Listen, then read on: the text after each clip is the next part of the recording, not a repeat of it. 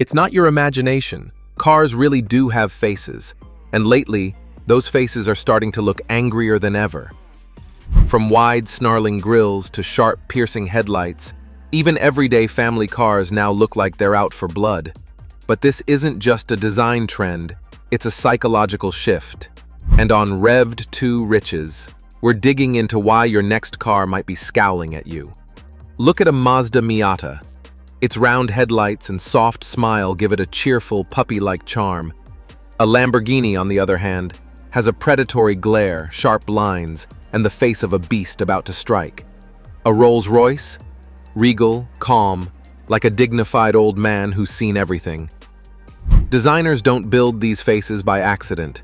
Every curve, every slant, every shadow is intentional, crafted to make the car feel less like a machine and more like a character. Not just something you drive, but something that represents you. But here's what's changed. That once cheerful Corolla you saw in the early 2000s, it had soft, wide headlights and an inviting grille. Fast forward to today, and the same model now wears a sharp, aggressive scowl. The transformation is across the board. Friendly faces are vanishing, and the big question is, why? To understand the trend, we have to look at ourselves. Humans are obsessed with faces. We see them everywhere, in clouds, power outlets, or even spilled coffee. There's a word for it, pareidolia.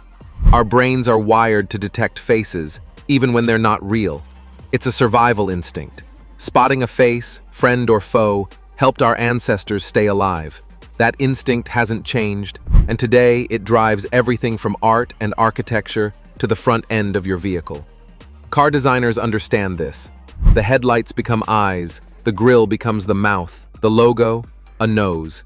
And the shape of these features tells your brain what emotion to assign. Round headlights make a car look wide-eyed and approachable. Sharp, slanted lights feel intense, focused, even dangerous. A high, boxy stance suggests strength and protection. A low, sleek one screams speed and agility. It's not just styling, it's personality. And different types of vehicles have historically played different roles.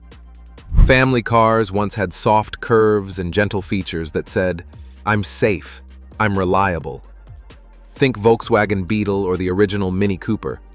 Sports cars went the other way, razor-sharp headlights, gaping grilles, powerful curves that screamed aggression and adrenaline. Luxury sedans walked the line between elegance and authority. SUVs? Tall, wide, imposing, built to look like bodyguards on wheels. But regardless of type, every brand built a signature face. That face became their identity.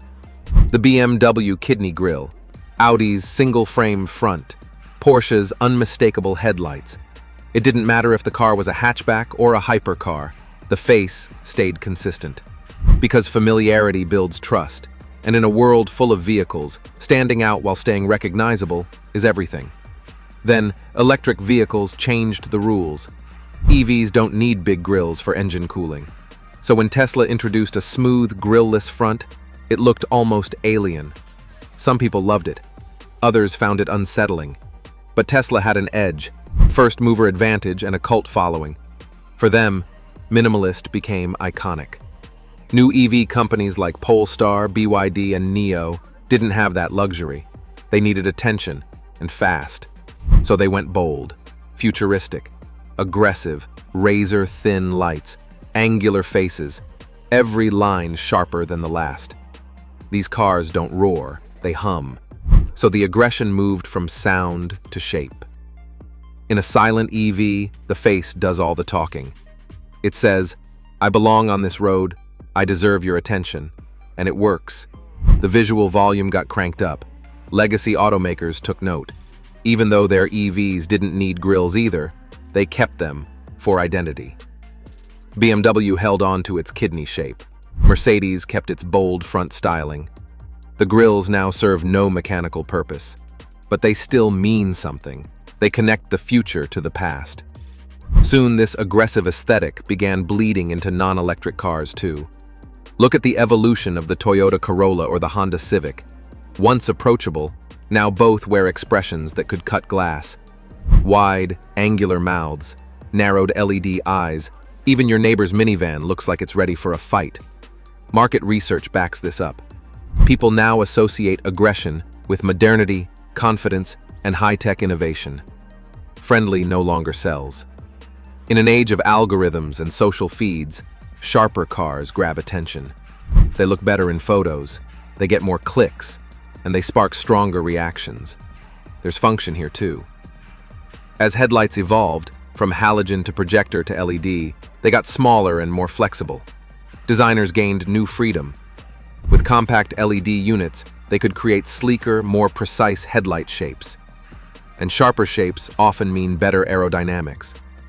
That's especially important for EVs chasing longer range. But it's still a choice. Some brands, like Rivian, took a different path, soft, approachable faces that feel calm and minimal. In theory, electric cars should feel clean, quiet, futuristic. But ironically, they've led to one of the most aggressive design eras in car history. Now there's another shift coming. Self-driving cars. As autonomous vehicles become more common, they raise a fascinating new question. If a car is driving itself, does it still need a face? Or will it need an even more expressive one to communicate with the world around it? A robotaxi pulling up to a curb might need to signal reassurance to passengers or awareness to pedestrians. Suddenly, the front of a car becomes more than just a design. It becomes a social interface. Imagine a vehicle that can adjust its expression depending on the situation. A calm, welcoming look when picking someone up. A focused, alert face while navigating through traffic. Maybe even a subtle light cue to signal, "I see you," to someone crossing the street. These aren't just design experiments, they're functional tools to build trust in a world where the driver might be absent. The face of a car could evolve into a dynamic display of mood, status, or intention. Minimalist EVs might soon feature programmable lighting patterns or digital eyes that respond in real time. These expressions won't just reflect how the car feels, but how it wants others to feel around it. Designers may end up creating faces not just for performance or brand identity, but for emotional interaction. And yet, despite all this technological evolution, our brains will still search for something familiar. We are hardwired to see faces, even where they don't exist. It's how we make sense of the world and how we connect with the machines that now move us. Whether the car smiles, scowls, or remains stoic, we will continue to read emotions into its design.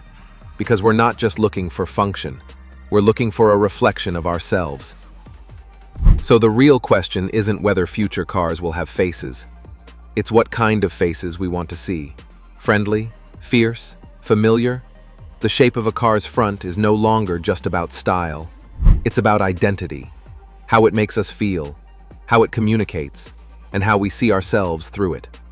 Subscribe to Rev to Riches for more stories behind the machines that move us.